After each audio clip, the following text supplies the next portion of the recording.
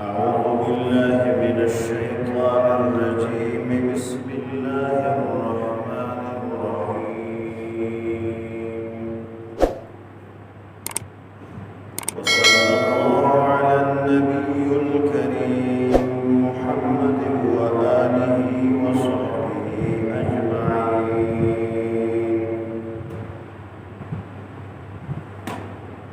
وإذ قلنا للملائكة اسجدوا لآدم فسجدوا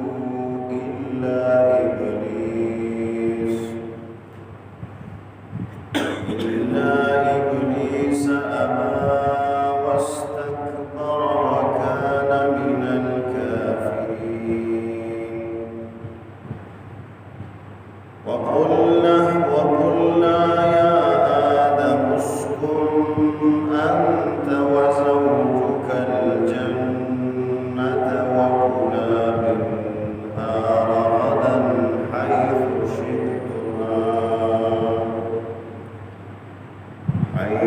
شئتما ولا تقربا هذه الشجرة فتكونا من الظالمين فأزلهما الشيطان عنها فأخرجهما مما كانا فيه وقلنا اهبطوا بعضكم لبعض عدو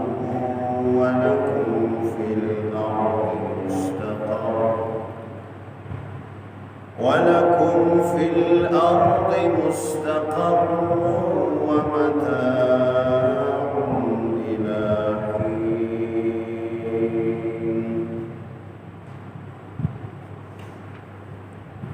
لحضرت سيدنا آدم عليه الصلاة والسلام تخلیق او د پیدائش ذکر شو او بیا د آدم علیه السلام او د فرشتونا چې کوم امتحان واخیستل شو دی هغه ذکر شو او په آخر کې د فرشتو سجده د آدم علیه السلام لپاره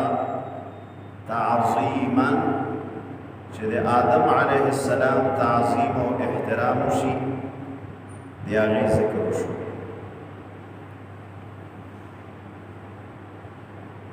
د سجدې حکم تمام فرشتو د آسمانو ته شو او ټول ملائکو آدم علیه السلام ته سجده ولګوله والله تعالی فرمای الا ابلیس لعین سجده ونه لګو نو بعضی علماء تفسیر دلته سوال نقل کی چې حکم خوشوي د سجده فرشتو ته نو ابلیس خو فرشته نه ده ابلیس خو جنی ده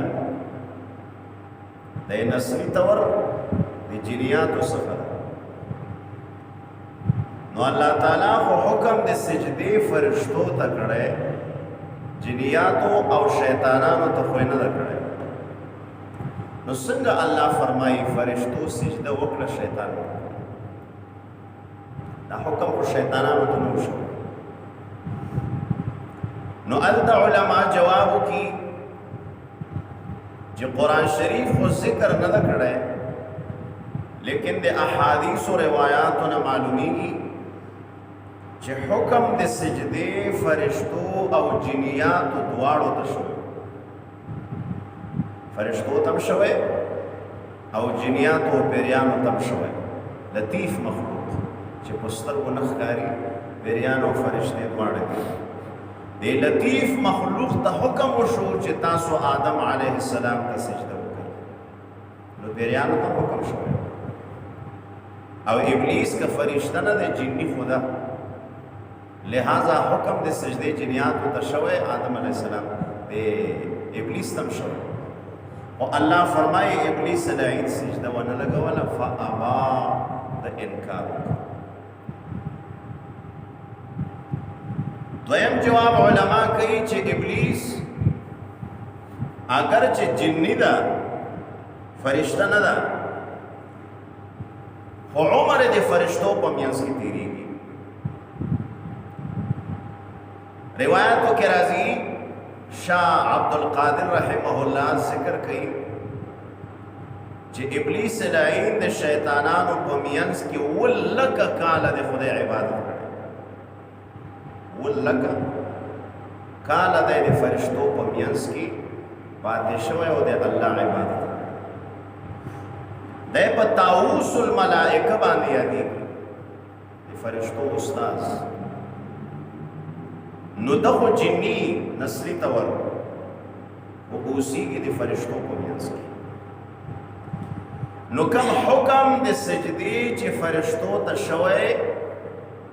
نو دا ضمناً د ابلیس تم شوی ځکه د فرشتو په منځ کې اوسیږي. فرشتو د حکم تعمیل وکړ سجده ولګوله لیکن ابلیس سجده ولګوله تکبر فابا واستكبر.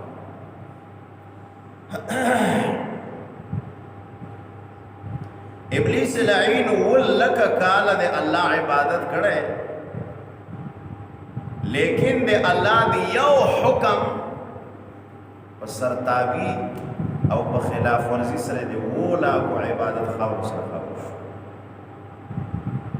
الله ورته سجده ولګوا د سجده ولګوا نو د 7 لاک کلونو عبادت په یو خلاف ورزي سره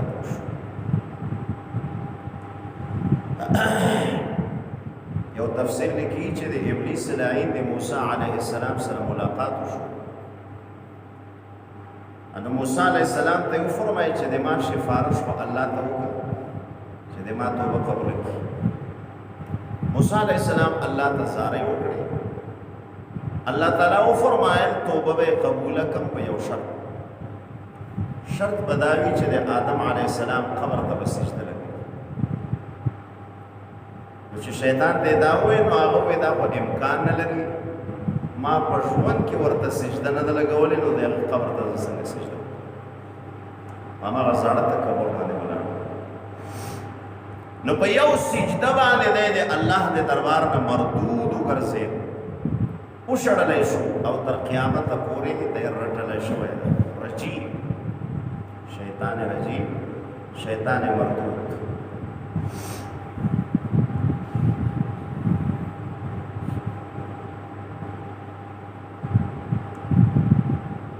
وَإِذْ قُلْنَا لِلْمَلَائِكَةِ کله چې وې مونږ فرشتو ته اسجدوا لآدم سجده ولګوئ آدم علیه السلام فسجدوا تمام فرشتو سجده ولګولا الا ابلیس خو شیطان لعین سجده ونلګولا.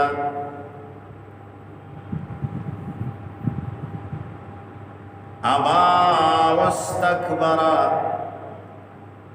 ابا د انکار وک د سجدي لګولنا واستكبر او ځان لو یو غاڼ تکبر او تکبر یو استکبار یو کتابونه لیکي چې شیطان لعین دو گناہونه لومبای کړی یو تکبر او یو حسد. دا دواړه ناکاره گناہونه دي. یو د آدم علیه السلام سره حسد د حسد په وجه باندې د مردود وګرځید او د لاکو کلونو عبادت دا ضایع شو. اولین گناه چې په دنیا کې شوی په آسمانونو کې د حسد ګناه شوی او د ځمکې په سر چې اولینه ګناه شوی دا د حسد ګناه شوی. په آسمانو کې شیطان د آدم علیه السلام سره حسد وکړ او په ځمکه د آدم علیه السلام دو بچی دي شاته ذکر راځي قابل او حابل. قابل د حابل سره حسد وکړ او قتل یې کړ شهید د حسد په وجه. او دویمه ګناه تکبر دا ابلیس لای تکبر بل ځای ذکر راځي الله جل شانو ابلیس لای ته ذکر وکړ وای تا ولې سجده ونه لګوله ما چې تا ته حکم وکړ دا سجده ولې ونه لګوله ابلیس لای ورته وای انا خیر منه زه د آدم علیه السلام نه بهترین یم وجه بیانې خلقتنی من نار وخلقته من طین زه د اور پیدا کړی آدم علیه السلام د خټو پیدا کړی په اور کې نورانیت وی او تعلی وی اور رڼا کوي او په پورته باندې خېږي لہذا دا په اعلی صفتونه دي او په خاوره کې قدرت او خړواله دا رڼا نه کوي او تصفل د ښکتواله د پکې خلق پاسه نه کېږي اور بره خېږي خاوره ښکته پرته وي اور رڼا کوي خاوره رڼا نه کوي نو د ما ماده اور ده زه بهتر شو یا آدم علیه السلام ماده خاوره او خټه ده هغه غیر بهتر نو بهتر غیر بهتر ته څه قسم دی الله جل شانه د ابلیس لای د خبره ته جواب کولای شو لیکن یو خبیث چې کله ګستاخی وکي او عدالت الهی چیلنج کړ نو بس الله تعالی حکم سلطانی ور باندې جاری کړو ته فهبت کوش او د خپل دربار نه تر قیامت پورې وکړه یعنی جواب ورته کېدای شي مفسرین فرمایي ټیک ده په دې اعتبار چې اور رڼا کوي او بره خېږي او خاوره رڼا نه کوي او ښکته پرته وي اور بهتر شو خو په بل حیثیت بیا خاوره بهتره خاوره انبات کوي زرغونه کوي ونې بوټي سبزیجات میوجات دا موږ ته څوک راخېږي دا د ځمکې او اور خو سوځول کوي دا قالینه سوځي جامې سوځي مامتا سوځي سوځول خو ضرر ده انبات او زرغونه دا نفع ده کم شی چې نافع وي هغه بهتر وي کم شی چې موثر وي هغه غیر بهتر وي نو په دې اعتبار خاوره بهتره شو اور غیر بهتر شو لیکن الله دا جواب نه ورته کوي یو انسان یو مخلوق چې کله ګستاخ شي او منکر شي بس الله تعالی په هغې باندې حکم سلطاني جاری کوي مزه دې دربار نه وشو نو قرآن کے ذکر راضی سورہ کہف کے راضی سورہ حجرات کے راضی بلزے کے راضی ابلیس لعین چکل دے دربار نو شاڑ نو ابلیس لعین اللہ جل شانو توئی چی ما تا تر قیامت پورے محلت راکو چی ما بارے مرگ نرازی او تر قیامت شوندے نو اللہ ورتے چلو دا سوال دے منظور شو مطلب قیامت شوندے چې کله دا ضمانت ځان ته حاصل کړ نو د دې نه بعد الله جل شانو ته فرمایي وایي زه به د تا بندګان په قرار نه پرېږدم زه به ورته لاره کې ناست یم چې جومات ته ځي په لاره به ورته ناست یم چې قرآن ته کښېني ورته ناست یم چې بل نیک عمل کې ورته ناست یم او زه به حمله ورباندې کوم د مخې نه د شا نه وعن ایمانهم وعن شمائلهم څلورو طرفونو نه به حمله پې کوم اللہ جل شانو ورته فرمایل دتا او دتا د متبعین نو مز جهنم ډکو ما جهنم صدر جوړ کړي دتا د نسل نه شیطانان نسل لري او څوک چې دتا خبره مانی په ان سوجن کې دینا لاملأن جهنم منك وممن تبعك من الانس والجن ټول بزتا جهنم ورته کوچ سکه لاس خلاص بس آغا شیطان لگیا دا دے انسان عظیم دشمن خطرناک دشمن دا شیطان نبی کریم صلی اللہ علیہ وسلم فرمائی شیطان دے انسان پر زڑک کی اوسی دی دے انسان زڑک کے دو لوخی دی دو حصی دی و دو خانی دی و دی یو طرف کی فرشتہ اوسی گی او دے بل طرف کی شیطان اوسی گی شیطان دے شر وسوسے اچھی دے گناہوں او فرشتہ دے خیر تلقین ورتکی جمعات تلاشا آنزا ٹیم پورا دا تلاوت ہوکا فلان دا خیخی مشوری چه مکرر کی رازی دا غدی فرشتے مشوری دی دا د ګناه خیالات چې راځي دغه د شیطان تصورات دي. اوس داسې دشمن چې په سترګو نه ښکاري، تا ویني او ته نه وینې، او څلورو طرفونو نه حمله کوي او زړه کې اوسي. یجري مجرى الدم، نبی علیہ السلام وایي پر رګونو کې ګرځي، کوم ځای کې چې وینه ګرځي هغه ځای کې شیطان ګرځي. نو د داسې دشمن دفاع په ډېره ګرانه چې ته نه وینې او تا ویني، څلورو طرفونو نه حمله آور وي او په زړه او په جګر کې دې اوسېږي، د دې نه ځان خلاصول ډېر ګران ده. لیکن قرآن موږ ته علاج راښیي په سوره الناس کې، الذي يوسوس في صدور الناس من الجنة والناس. هغه الله جل شانه فرمایي قل اعوذ برب الناس ملك الناس اله الناس من شر الوسواس الخناس. الله وی ته خناس تړي دوست تخنس ویل کېږي په شا باندې تلل، چې انسان د الله ذکر شروع کی چې په هر شکل وي، په مانځه ودرېږي د الله ذکر شروع شو، قرآن تلاوت شروع کی، سبحان الله، الله اکبر، الحمدلله، یا الله خیر، داسې یو د الله ذکر وکړي، تخنسه شیطان ری وسلړ شي، بیا ټینګېدی نه شي. نو که دشمن خطرناک ده، په علاج ډېر اسان، بس خدای ته متوجه شه، ذکر شروع کا، بیا شیطان د تا د زړه کې ګزاره نه شي، بیا تختی. حدیث شریف کې راځي یو مسلمان چې کله کور ته داخليږي نو دی وایي اعوذ بالله من الشیطان الرجیم بسم الله الرحمن الرحیم. نو دا غټ شیطان وړو شیطانانو ته وایي چې دې کور کې زموږ ګزاره نه کېږي، ځئ وځئ، دلته د موږ شپه خرابه شوه، دلته د موږ ځای نشته، بس هغه اعوذ بالله او د بسم الله د برکته دې کور کې ګزاره نشي.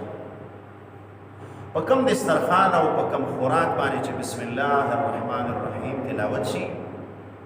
نو شیطانان لاسونه واپس کړي، وایي دې خوراک کې د موږ نصیب نشته، بس قدرتي انتظام وشي.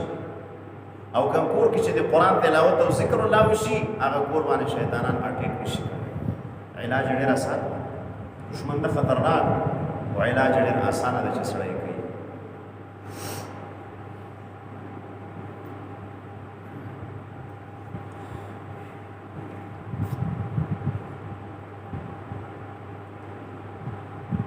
ابا واستكبرا، ابا انکار یوک، واستكبرا او استکبار او تکبر یوک، وکان من الكافرین او دیو په علم د الله کې د کافرانو نه، وکان ماضی ده، وکان دیو په خوا زمانہ کې د الله په علم کې من الکافرین. الله وی کول لک کاله د خدای عبادت کړي، خو ما په علم کې دا سړی کافر. وقلنا او اوی منگا یا آدم علیہ السلام اسکن وسیگا انتت و زوجکا او بی بی دیتا الجنتا پا جنت کی. آدم علیہ السلام اللہ پیدا کر یا پا آسمانوں کی او یا پا سمکر روایت دی، یا اللہ جنت داخل کر. بعض مفسرین وی کم جنت ته چې آدم علیہ السلام داخل کدا جنت هم پس مکه باندې، لیکن تحقیقی مذهب دا ده چې جنتونه پس مکه نه وي، جنتونه پس جنت المأوا عند سدرة المنتهى، هغه جنت ته آدم علیہ السلام خدای پاک داخل جنت کې سوچ وی او ورځ چې تیرې کړې، نو جنت خو جنت وی دی، الله پر رحمت تیار شوی وي، څه تکلیف خو نه وي. خو یو نیمګړتیا دا وه چې د آدم علیه السلام سره جوړه نه وه، د ژوند ملګری نه و،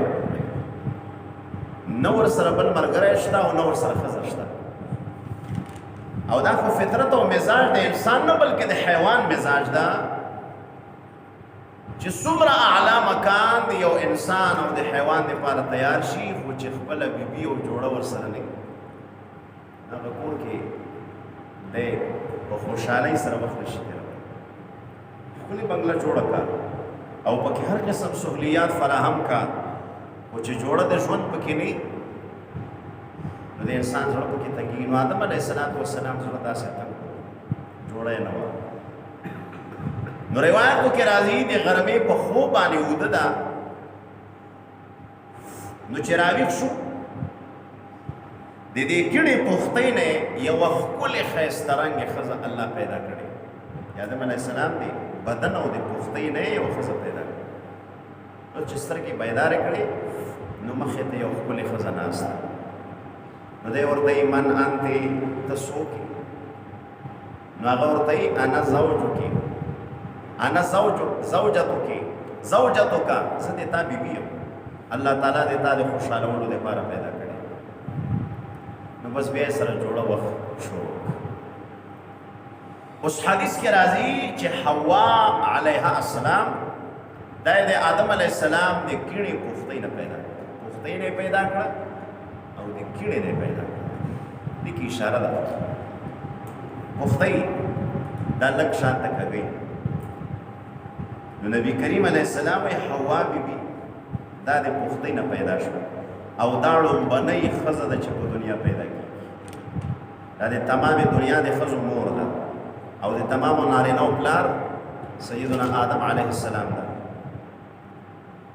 نو اشاره دې ته ده چې د ښځو فطرت او مزاج کې کوږوالی وي ګزاره به ورسره کوې چې ګزاره نه کوې بیا به مشکل درته جوړېږي رسول الله صلی الله علیه وسلم څنګه خاوند او د هغه بیبیانې څومره مبارکه بیبیانې وې امهات المؤمنین د ټولو مؤمنانو میندې یادېږي او زمونږ عقیده ده چې دنیا کې ټولو نه اوچتې ښځې په ټوله دنیا کې دا د نبي علیه السلام بیبیانې دي د نبي علیه السلام لور ده او بیبي مریم ده چند ښځې نورې دي دنیا کې دا به اوچتې ښځې خو بیا هم واقعات راځي روایت راځي چې وقتاً فوقتاً به نبی علیه السلام د دې مبارکو بیبیانو سره ګزاره کوله نبی کریم صلی الله علیه وسلم په نمبر د عائشه صدیقه رضی الله عنها ده هغې سره کوټه کې ناست ده بلې بیبي سوداء رضی الله عنها ورته په یو لوښي کې په یو پیالۍ کې شوروا راوړه وړه مړۍ انو صدیقې ته غوسه ورغله چې په نمبر د ما ده او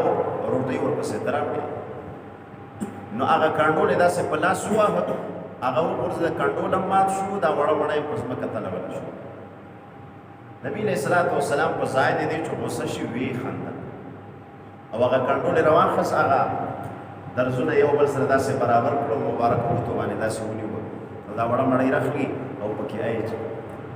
او ځان سره وایي چې شور کوئ مه بیبي غوسه ده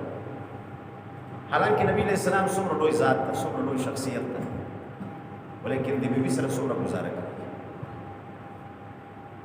نو لہذا د زنانو بنیاد چې د کمې بیبي نه شروع ده حوا علیه نبی علیہ السلام وایي دا د پختۍ نه نو پختۍ وي کږه نو د هغې په فطرت کې خامخا ته نر یې هغه ښځه ضرور چې څومره موافقت راشي بیا به کوږوالی وي نو بیا به ته ګزاره کوې څنګه ګزاره وکړي اوس که ته وایې چې دا کږه ولې ده زه نیغو خو ماتی وې نو پختۍ چې نیغې انیغېږي خو ماتي نو ماتېدل معنا ده چې یا به طلاق ورکړې یا به لاس خپې ور ماتې نو داسې وال ډبول ورکړي او که طلاق یې کړې نو مسله دې حل کړه که نور دې مشکل بیا به دې ګزاره نه کېږي او که لاس خپې دې ور ماته نو خو دې چاپور او لور وي بیا به درته جرګه را روانې بیا به ټینګ نه شي به هر حال به ګزاره کوي گزارا ہونے کی امکان نہ لگے نو چکل بی بی پیدا شو نا اللہ تعالیٰ ورطا وی یا آدم او آدم علیہ السلام اسکن وہ سیگا انتت و زوجکا او بی بی دیتا الجنتا پا جنت کی تا او بی بی دوارا پا جنت کی اسے امام قرطبی رحمه الله فرمائی وقلنا یا آدم اسکن دین درې مسئلې معلومې شوې بعضې مفسرین د قرآن نه مسئلې راوباسي هغه وایي د یو ټکي نه درې مسئلې را معلومې شوې یو مسله دا معلومه شوه چې سکنا مکان کور او کوټه جای استوګن دا د ښځې په خاوند یو حق چې ښځه کوي نو ښځې ته به کور او کوټه ورکوي بنیادي 3 حقوق ښځه په خاوند لري نان نفقه سکنا خوراک او د زندگی ضروریات والا خرچه او مکان کوټه به ورکوي خیمه ولې نه نو ځای ځای به ورکوي الله تعالی آدم علیہ السلام ته وایي څه ورته وایي یا آدم او آدم علیہ السلام اسکن ته اوسېږه ته اوسه داسې نه ورته وایي چې اسکنا تاسو دواړه اوسېږئ نه ده ته وایي ته اوسېږه معنا دا چې کور جوړول د تا په ذمه ولې دا د ښځې په ذمه نه دي نو دا کور دا د ښځې په خاوند یو حق شو د دې آیت ته اشاره ته معلومه شو دویمه مسله معلومه شوه چې ښځه په جای استوګن او په رهایشي مکان کې دا د خاوند تابع ده خاوند چې په کم کور کې اوسېږي ښځه اعتراض نشي کولی ښځه به هلته ورسره سر پټوي او هلته به گزاره ورسره کوي نو بعضې اوقات خاوند مثلا سرکاري نوکر وي نو د هغه تبدیلي وشي چترال ته یې وولي هلته نو هلته یو کوارټر ورکړي نو چې کوارټر ورته میلاو شي نو ښځه به اعتراض نه کوي دې کور کې زه نه اوسېږم ما ته به بل کور نه الله تعالی سور ته ته اوسېږه معنا چې کم کور کې ته اوسېږي نو ښځه به د تا تابع وي چې ته اوسېږي نو هغه به ضرور اوسېږي ښځه دا اعتراض نشي کولی دې کور کې اوسېږم دې کې نه اوسېږم شرعاً دا حق نشته کور او کوټه به خاوند ورکوي چې خاوند اجس پکې سر پټي او اوسېږي نو دې به اعتراض نه وي په سکونت او رهایش کې ښځه د خاوند تابع ده او درېیمه مسله ته نه دا معلومه شوه چې ښځه به خاوند ته ودیږي خاوند به ښځې ته نه ودیږي ځکه الله څه ورته وایي اسکن انت او آدم علیه السلام ته اوسېږه ښځه به درځي داسې ورته نه دي ویلي چې ښځه به اوسېږي ته به ورځي نو ښځه به خاوند ته راډولی کېږي او خاوند به ښځې ته نه ډولی کېږي دې ځای نه وایي دا مسله معلومه شوه الا ماشاء الله بعضې داسې زورور سخر وي چې زومر واده کړي وایي ته به دلته راځې موږ تا ته بنګله درکوو داسې سخره خوند کوي که څنګه حاجي صاحب حاجي صاحب ته دې الله یو ښکلی سخر ورکړي تاسو ټول امین ووایئ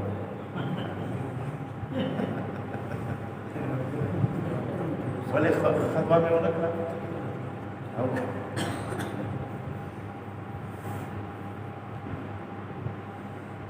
وقلنا یا آدم اسکن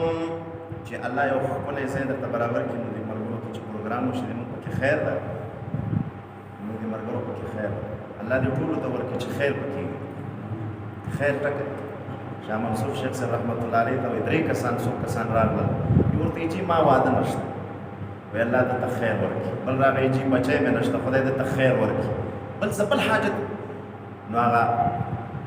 یو عالم بیان کوي چې موږ ورته تپوس وکړو چې جي مختلف درخواستونه وشول ته بس خدای خیر ورکړي نو ورته خیر لفظ خو ډېر زورور لفظ دی که تاسو لږ سوچ وکړئ وایي یو ځوان ته سوال وکړه چې واده مې نشته نو ما ویل چې خدای خیر ورکړي نو معنا دا که په واده کې خیر وي خدای ورکړي او که داسې وي چې سبا د دې واده نه توبهګار وي خدای چې دا واده مې نه وای مړ دی وای خو دا کله داسې پېښه شي نو خیر ټکی ډېر بهتر وي خدایه که په دې اولاد کې خیر وي نو ورکړي او که خیر یې نه وي نو بیا وکړي بعضې اوقات دا اولاد دومره لوی عذاب شي چې بس پلار ورنه بیا په جهنم کې ولاړ شي وقلنا یا آدم اسکن اویل مونږ او آدم علیه السلام اسکن